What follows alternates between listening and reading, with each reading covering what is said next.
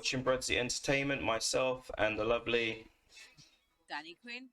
Danny Quinn bringing you an exclusive headline today. It's more of a failure, really. The case of Zara Aleena. She was sexually assaulted and killed by a man that was walking the streets on a night out, and this guy was attacked. This guy was attacking women. He was following women.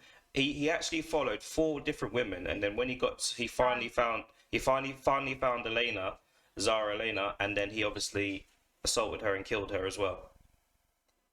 That is so sad, isn't it? Was it during the night or was that during a This day attack? this was during a night out sort of thing, but this is what's so sad here. He followed Can't one go woman. out. He followed one woman into a shop. The woman knew he was following her, so she ran into the shop on her phone.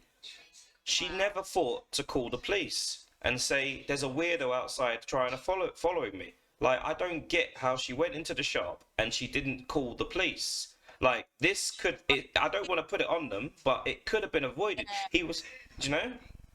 I know we teach our kids that. We do teach our kids. I always tell my kids, if someone's calling you out going to a shop or knock on the person's door and then go to the next person kind of thing. But if someone follows me, she must feel intimidated. She's gone in the shop, so she must feel safe again. She's probably not thought about it. But me, I'm like, what? I would turn around and be like, why are you following me? Yeah, I'm a bit like that, but not a lot of people have got confidence like that. And that's why I think a lot of women get belittled. yeah, It's men as well. Don't get me wrong, there are men that get that, but it's sad that it's come to that. Like yeah, that. yeah. And then what about the other two? Did they? No, I think it was like I think he's literally on CCTV. I've got it on my screen. You can't see it. He's on CCTV, just stalking women all night, just stalking women up and down the high street, and not one person called the police. I just can't And believe that not one person called the police. and you think of your security.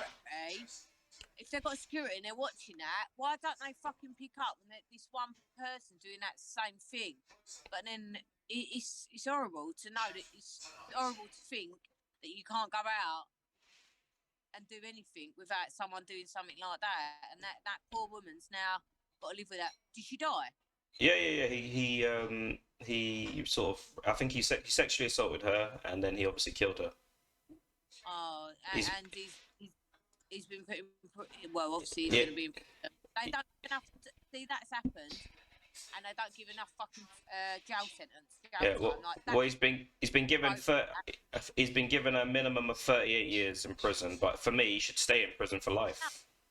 Yeah, he should be on death row for that because Yeah, it's all on camera and things like that. When you've got solid evidence, I think people like that should be hung and strung.